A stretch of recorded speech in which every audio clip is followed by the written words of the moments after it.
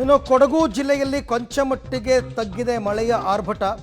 ಆದರೆ ಮಳೆ ತಗ್ಗಿದ್ರೂ ಕೂಡ ಮಳೆಯ ಅವಾಂತರಗಳು ಕಡಿಮೆ ಆಗ್ತಾ ಇಲ್ಲ. ಅದರಲ್ಲೂ ಮಡಿಕೇರಿಯ ನಾಪೋಕ್ಲು ಭಾಗದಲ್ಲಿ ಏನಾಗಿದೆ, ಕಾವೇರಿ ನದಿಯ ಪ್ರವಾಹ, ಆ ಪ್ರವಾಹದಿಂದಾಗಿ ಕಾಫಿ ತೋಟಗಳಿಗೆ ನೀರು ನುಗ್ಗಿಬಿಟ್ಟಿದೆ. ಕಾಫಿ ತೋಟದಲ್ಲಿ ಸಾಮಾನ್ಯವಾಗಿ ನೀರು ನಿಂತ್ಕೋಬಾರ್ದು, ಅದಕ್ಕೆ ಅದು ಬೆಟ್ಟಗುಡ್ಡದ ಪ್ರದೇಶದಲ್ಲೇ ಕಾಫಿ ತೋಟಗಳಿರ್ತವೆ ನೋಡಿ.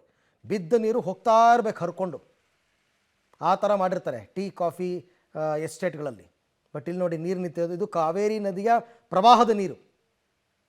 ಈ ಥರ ನಿಂತು ಬಿಟ್ಟರೆ ತುಂಬ ಕಷ್ಟ ಕಾಫಿ ಬೆಳೆಗಾರರಿಗೆ.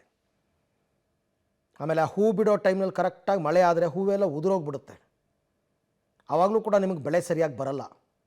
ಅದ್ರ ಮಧ್ಯದಲ್ಲಿ ಈ ಸರ್ತಿ ಅವರಿಗೆ ವಿಪರೀತ ಆನೆ ಕಾಟ ಕೊಟ್ಟಿದೆ.